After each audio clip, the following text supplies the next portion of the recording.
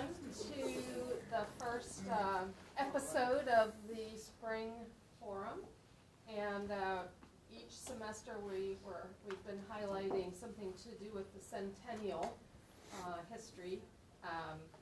The first event last semester and now today. So I'm glad to see you all here. And so Bob Gough, History Emeritus, and Greg Cocken from the library. Cocken. I ask you, how do you pronounce that? And then I forget, sorry. Are going to be talking about building excellence. How has UW-Eau Claire's history been updated? Right. Thank you, Karen. So I do, just for perhaps giggles, I opened up some of our yearbooks online to find our earliest photo of Bob there. And here he is with the history faculty, and I think this is about 82, 83 somewhere, right in there. So he's still a youngster here. So, yeah. And I'm going to come back to these digital collections a little bit later in my presentation. So Bob Gough, as a co-author of the recently published University History Building Excellence, along with history professor Jim Oberle, he's certainly in a much better position than I am to address how that work is decidedly different from our previously published university history book from 1975-76 by Carter and Jenswald, which you'll hear quite a bit about both of these works today. In my brief remarks, I will touch upon this from my perspective as the university archivist, but I'll also look at how the sources of information have drastically changed when compared to previous efforts to compile a volume on our institution's history. Approaching our 50th anniversary in 1966, then President Leonard Haas authorized Laura Sutherland to prepare a history for the university. Sutherland today is probably best remembered for Sutherland Hall rather than as one of her early history instructors here on our campus. The goal of that project was to produce a full published history of the university, and Sutherland was certainly well positioned to lead that effort. She had been a graduate of the University of Wisconsin, and she joined our institution in 1921 and retired in 1959. So essentially, she was an eyewitness to many of the first 50 years of our institution's history. Now, this primary source of information would largely be unavailable to the scholars who followed her, increasing the need and value of the university archives. Unfortunately, Sutherland tragically passed away prior to completing that project, leaving only a heavily annotated manuscript which now resides in the university archives. It would be another 10 years before our university would finally have a published history. That published history in 1976, corresponding with the 60th anniversary of our institution, was the University of Wisconsin-Eau Claire, a history, 1916 to 1976. Really love those strong academic titles. It was written by Hilda Carter and John Jenswald. For the past 40 years, this volume served as our only significant comprehensive published history of the university. The volume, however, and as Bob will significantly elaborate upon, is remarkably different from the work recently produced by Bob and Jim Oberle. Hilda Carter joined the administrative staff of the university in 1965 as the Public Information Officer. I would say that's something akin to Mike Rindo's role with our university today, although many differences between then and now, certainly. But this is important to remember because it suggests a very different approach to writing an official history when compared to the work produced by historians. Of course, I do not say that to diminish the work produced by Carter and Jenswald, but I do think it is necessary to understand that when comparing these two histories. In many ways, Carter and Jenswald approached the topic with a perspective which ignores a larger context. Nowhere, in my opinion, is that more evident than in the opening chapter of their work.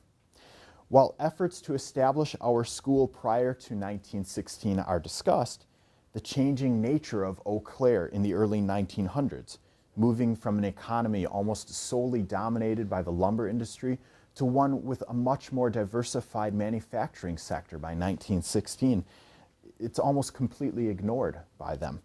And furthermore, the very notion of us as a normal school, that concept of what exactly is a normal school, something that still is a bit of a mystery to us today, is also completely neglected in that work.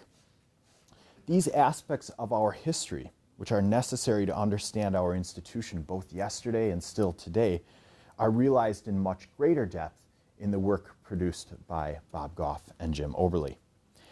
Now, perhaps it was the struggle simply to identify the documents necessary to compile a history that caused Carter and Jenswald to neglect this context. Perhaps it was their background, or perhaps even it was never their intention to produce a volume of history which provided that greater context. No matter the reason, the volume by Gough and Oberle is distinctly different and provides us with a much more complete picture of our institution's history. Now, the co-author of this 1976 volume, John Jenswald, was the first archivist for our university, or so the brief bio of him, which is actually on the few remaining copies that have the dust jacket, would say. I would say it's a stretch to call John Jenswald our first archivist. Other than having a bachelor's degree in history, he had no prior experience or training in working with archives. And looking back into the official files, he was really just an archives consultant, which in no way suggests that he played a role as our first archivist. But with that said, Jenswald was instrumental in bringing the scattered records of this university together into one place. In a letter to Vice Chancellor John Morris, Jenswald remarked, "The difficulty in locating, assembling, and coordinating the historical materials for this project added to the project's perplexity, the frustration, and the postponement of its completion repeatedly until August 1975.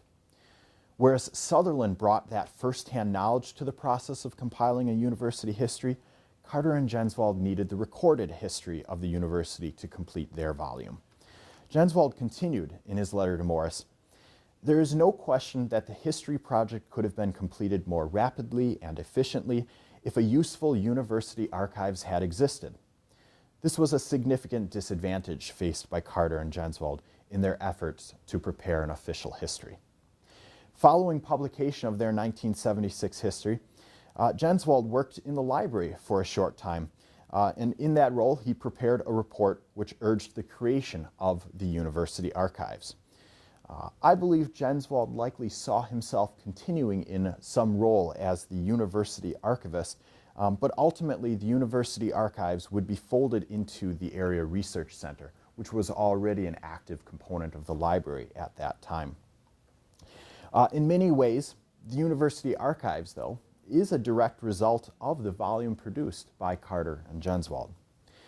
Today, our institutional history is preserved and maintained by that university archives. Since its inception in 1976, the university archives has sought to identify, acquire, preserve, and most importantly, provide access to the information sources that help us better understand our institution and its place within society. A key advantage which Bob Gough and Jim Oberle had is the ability to access well-organized archival collections.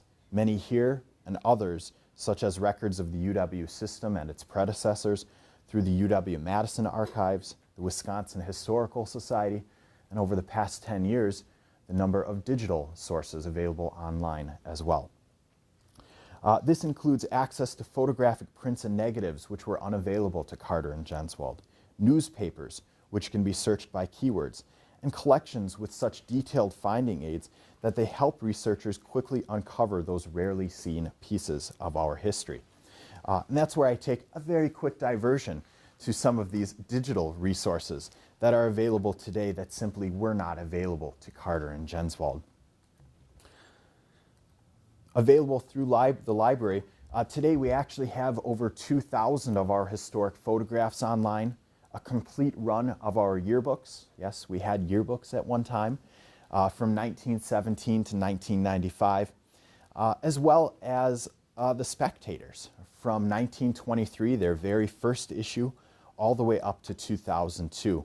And the great value of these resources is that they're all keyword searchable. So if you're looking for a person, an event, a time period, you can actually use these resources to really bring to life those moments in our history in a way that Carter and Jenswold never were able to do before.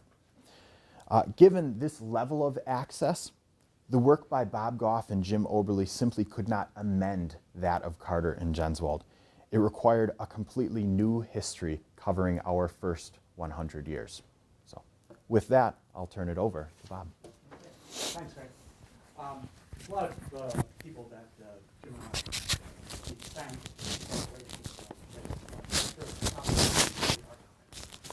central one, and on the records themselves and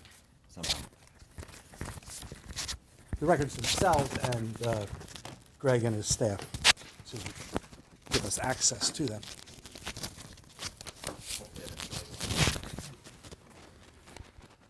And I want to thank John Politz, too, for providing the space in which we worked, which was wonderful. I spent 30 years in a 4x3 cinder block walled office in Hibbert Hall, and then I get this wonderful space in the library that really was a good, productive space to work in, and that was wonderful. ORSP provided money, fire student assistance, and there's a long list of people that cooperated, and that was a very good experience for me, actually, to see the cooperation across the campus in this project. The book is available now. It's in the bookstore. You can buy it in the bookstore or order online. I have a little handout about it here if you're interested in picking one up. Okay, what is different about our book compared to the Carter and Jensen book, beyond the fact that we cover 40 more years? Well, what's different about the first 60 years, the 1916 to 1976 period? Well, there are a number of things.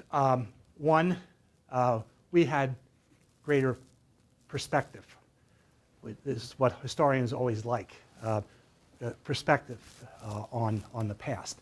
And things that happened in 1970, or things that happened in 1960, look a lot different in 2015 than they did in 1975, because of events that happened in 1980 or 1990, which Carter and Jenswold obviously didn't know anything about. But the subsequent history makes the earlier history look different. So historians always like to have that perspective to look back on the past. And we had 40 more years of perspective to look at the events of the first 60 years. I'll just give one example. The merger in 1971 that created the University of Wisconsin system out of the University of Wisconsin and the Wisconsin State University system that Eau Claire belonged to were merged together in 1971. That had just happened when Carter and Jenswold actually wrote that part. It had just happened in the 1970s. And they do a very good job in terms of kind of narrating the events of the merger. There's a dissertation on it now that's been written that has all the facts in it. So we didn't find anything new or anything different in terms of how it happened, the legislative maneuvers, reaction here on campus, and things like that. But we were able to look at the consequences of the merger that obviously they couldn't do because it had just happened.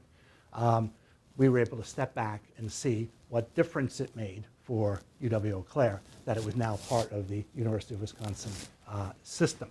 And Jim identifies several things that happened in the 1970s and 1980s regarding information technology, various system mandates that came down regarding women, regarding recruiting minorities and things that surely wouldn't have happened or wouldn't have happened as soon if the UW-Eau Claire had not become part of this system. It becomes harder and harder to identify these things as time goes by. By 2000, what can you attribute to an event in 1971? But during the 70s and 80s, it was pretty clear that some things happened because of the merger. And we also try to get beyond the question of whether the merger was good or bad. And that's the way it was looked at in the 1970s and the 1980s when I first came. That was, people could not get beyond thinking of the merger as, is it good for Eau Claire or is it bad? That's not really an historical question. It happened. And so what we're focused on is what difference it made, what the consequences of the historic event was. And it's really impossible, and certainly shouldn't be in the forefront of historical analysis to decide, make value judgments about whether things are good or bad. They were different, and that we can say firmly they were different. Okay, that's one point. Now, related to that is the fact that we ask some different questions that Carter and Jensen didn't ask. I mean, they could have, but the context in which they were writing, they just didn't think. And I'm not blaming them personally, but it was just the level of intellectual development in the United States at the time just didn't direct them to think and to ask certain questions of the materials that were there. And subsequently, over the last 40 years, historians in general in American history have begun to ask different questions, particularly moving beyond political history, military diplomatic history, looking into other areas. And one of them, of course, is women's history, and that asks questions about women, and I think we do that much more than Carter and Jenswald did. Not only for the 70s and 80s, when it becomes obviously an important issue, but going back and looking at the earlier history, we look at it a little bit differently because we are just more aware of, more sensitive to, see that women had a role, a different role than Carter and Jenswald just weren't capable of conceptualizing and thinking about. And this is particularly important because this was a predominantly, overwhelmingly female student body initially. A little over half the faculty were women to begin with. That changes gradually over time. Both become more male. That changes the nature of the institution. So we're able to think more in terms of contemporary historians would call gender relations. What difference did it make on campus that the student body becomes a majority men by the 1950s and 60s before swinging back in the other direction? What does that mean for relations among students and with students, with faculty, and questions like that? To their credit, certainly Carter and Jenswald talk about some important individual women, Laura Sutherland that Greg mentioned, and there were others who played very important roles. And that was, you might say, the first stage of women's history was to focus on the great women, the important women, give them recognition. To some extent, they start to do that, or they do that. But I think currently, women's history has moved beyond just the focus on individual great women to look at the significance of gender in general. And I think we tried to do that in our book. Now, different sources, of course, are important. And as Greg has already alluded to, we had access to sources that Carter and Jenswald didn't have. Now, the manuscripts, the archives, the key basis for the book is the collection known as the Chancellor's Correspondence and Subject File. And then there's also a Chancellor's Miscellaneous Subject File. But it contains the Office of the Chancellor's papers. And that, of course, was central to our book, and it was to Hilda Carter as well. And she went through these papers pretty thoroughly, it appears, and she didn't miss anything. And I went back over, and it seems that we looked at the same material, important material. So there isn't any big gap as far as that's concerned. But there are other manuscript collections here on campus and around the state that they didn't use, that weren't available at that time, couldn't be moved to Eau Claire by the courier system that we have today, so we can get things easily from Madison. Didn't exist back in the late 60s and 70s when they were working. That maybe they didn't know about the collections, they couldn't get to the collections just didn't exist yet, they hadn't been processed and made available. We were able to look at other things. I'll mention one example. The Edward Dempsey papers, which are at the Historical Society.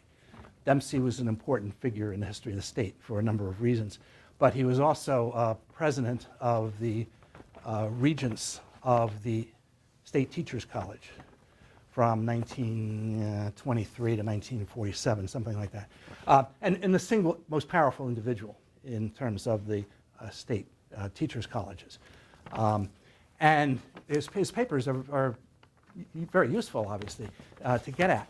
And just one example, looking at them gave us an idea of the process by which William R. Davies was selected as president in late 1940 to replace Harvey Schofield. We were able to find out who the other candidates were, why the regents rejected these other candidates, including several on-campus people, and why they finally chose Davies to be the president. And all that comes out from the correspondence in the Dempsey papers. Newspapers are different, too. Now, again, the importance of the Leader and the Telegram, and then the Leader Telegram, and the Spectator on campus provides us great information and perspectives, and Carter and Jenswold use that a lot. We went over that too, the similarity there. But we were able to look at other newspapers, additional newspapers. And this relates to technological change since 1975, because so many newspapers now are available electronically and can be searched electronically. It's particularly useful to us, the Madison newspapers, the Capital Times, and the State Journal for the information on what's going on at the regents' meetings, the legislatures, the budgets, and all this kind of information. So that was very helpful to be able to use that. And the Milwaukee paper. We also, and other newspapers around the state, we were able to use to get an idea of what sort of outstate opinion was about the teachers' colleges and what was going on, and so forth. I'll mention one specific thing that came out that we used out of this was the kind of discovery of Harvey Schofield, the first president's athletic career. And he was involved in the scandals he's a football player at Madison and was involved in the scandals that led up to the 1905 crisis in college football. And he was the subject of an article, which was actually in the Janesville newspaper, accusing him of irregularities in terms of eligibility and all these kinds of things. He was only accused, actually, so there is not proof. But anyway, this is something that was, I think, totally unknown, and that Schofield had forgotten about or wanted people to forget about. Nobody in Eau Claire knew about this. And they didn't, because I wasn't able to pin it down exactly, but it doesn't appear to have gotten very far at all beyond the Janesville newspaper.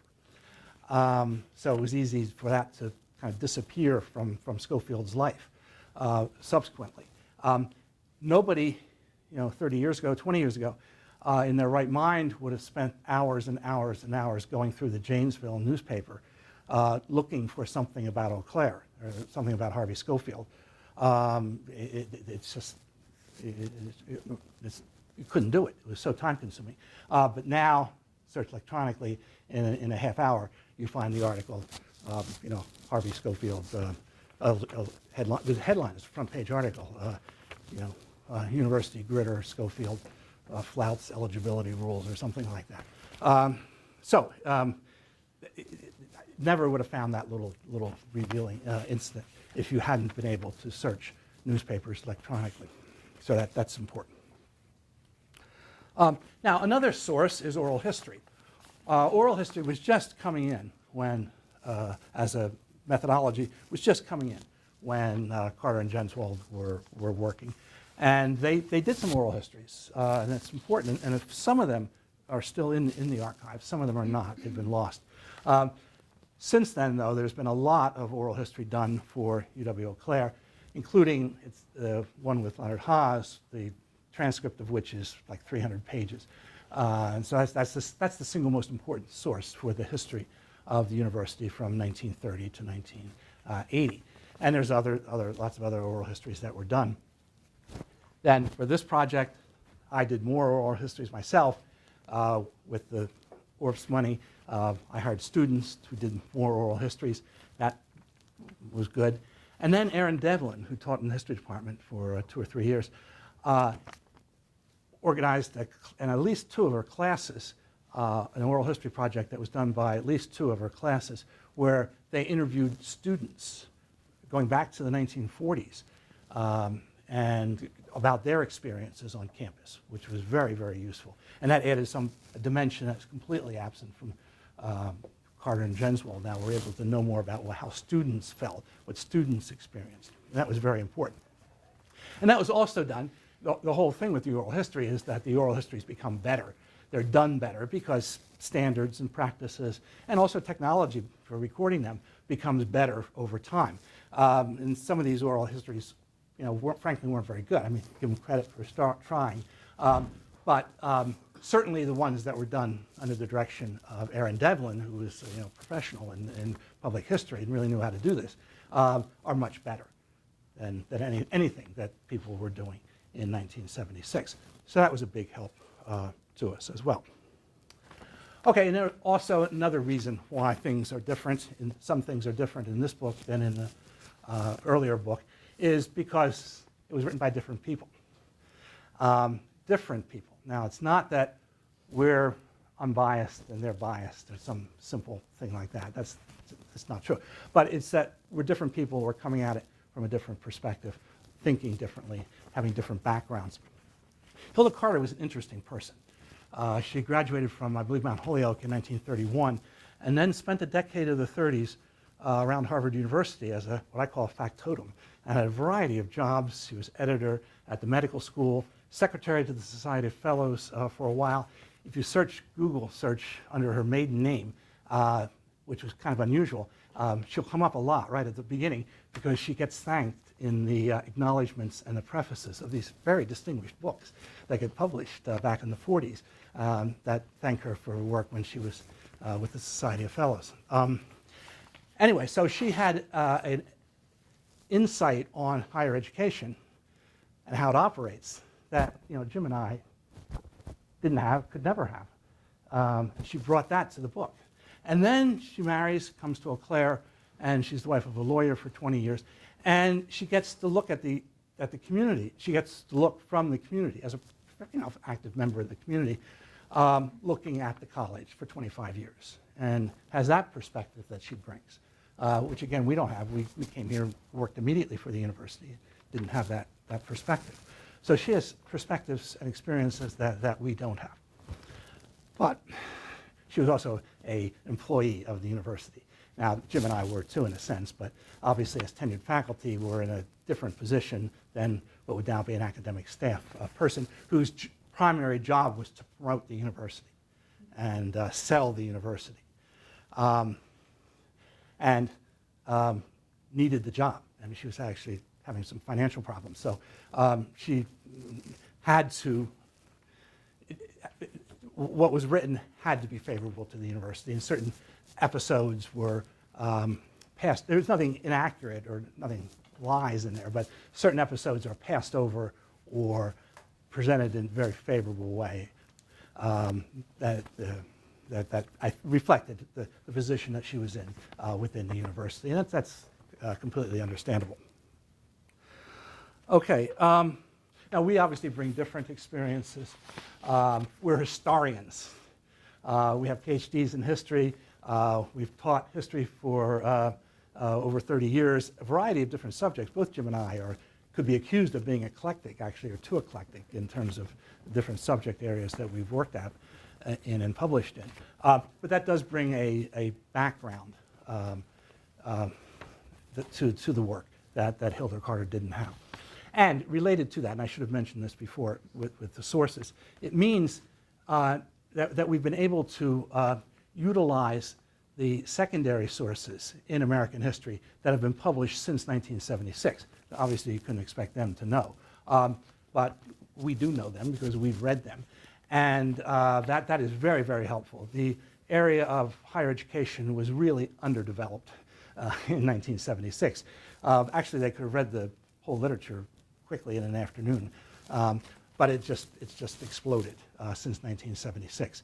And the quality is very high, too.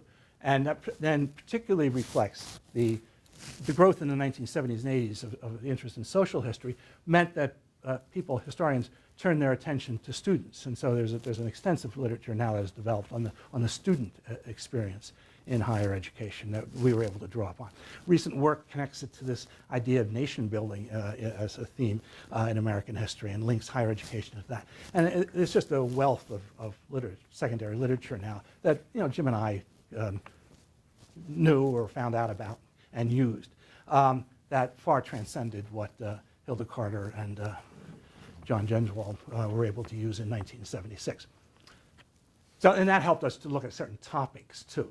A recent book on undergraduate singing, for example, in American universities and colleges historically. Just made us think about that and be aware of that, and at one point we kind of identified that as part of why were they singing at freshman orientation? Why was there public singing? And we were able to connect that to the ideas that, more general ideas that someone had presented about the role of singing by college students. Okay, so I think these are just some of the basic reasons, basic things that all historians deal with in their work, but how specifically they applied to what Jim and I did in writing Building Excellence. Okay, but Greg and I would be very interested in whatever questions you have about the process of writing the book or about the content and the subject of topics that are in the book. So, Bob, you did an interesting job of laying out some of the differences. I'm just curious about it sort of from your own personal trajectory. How do you think you approached this in the twilight or towards the end of your career versus how you might have approached this kind of project had you worked on it earlier in your career? Well, part of it is the point I made before. I think that's one of the benefits, at least for historians, in teaching at a university like this.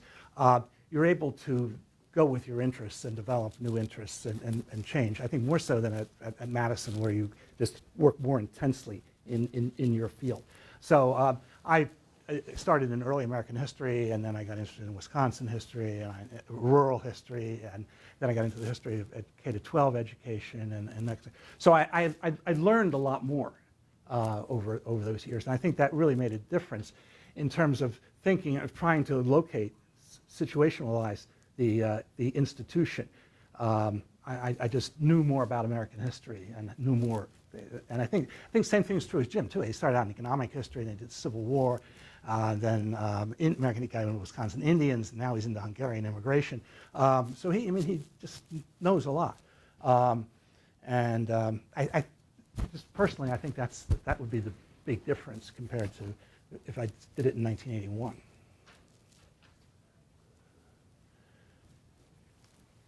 I'm curious about the manuscript that never got published because Yeah. the person died.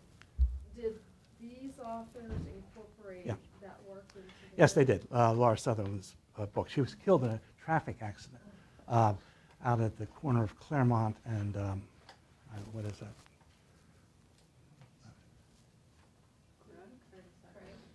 No. Well, anyway. Yes. So the manuscript existed. What happened was that there were two manuscripts. One was for the whole book, a long. It would have been twice the size of this. It was huge. And then a chapter-length version that was supposed to be published in a collection of essays, one for each of the state universities, in a volume that was supposed to be published in 1966 or whatever. Frankly, Leonard Haas was disappointed in the quality of the work, and you can tell that because he edited or started to edit with a red pen, and he wasn't happy. And then the chapter length was sent to an outside reader by the editor of the volume, and it came back with very, very negative reviews. I'm an expert at reviews and negative reviews from readers. So I know a bad review when I get one. So basically, Haas was dissatisfied with this, and then that's combined with the fact then that Laura Sutherland dies before she could make revisions. I don't know whether he would have asked her to revise the work or not, but in a sense it was convenient that she died, because then Haas was able to tell Carter to start over again, which is basically what she did. She relies a little bit on the Sutherland manuscript, which is useful. And that is for historians, that's really a primary source. And Sutherland has some insights. It's not too many. I mean, she sticks to a narration of facts, but she does slip and give some of her own judgments, which I think are good, actually. I wish she had done more of that. And she does provide some insights. So that's useful, and that's been found now, and Greg has that available. So there are really then three sources. There's Sutherland's unpublished history, then the work that Carter and Jenswald did, which is partially based on that or used that. And now there is this, which relies both on, we use certainly some of the oral history with Stella Peterson that Carter did, and has a nice little section on Stella Peterson. That's lost. So we have to rely on what they say about Stella Peterson in here. Any other questions? Okay, well, thank you for coming, and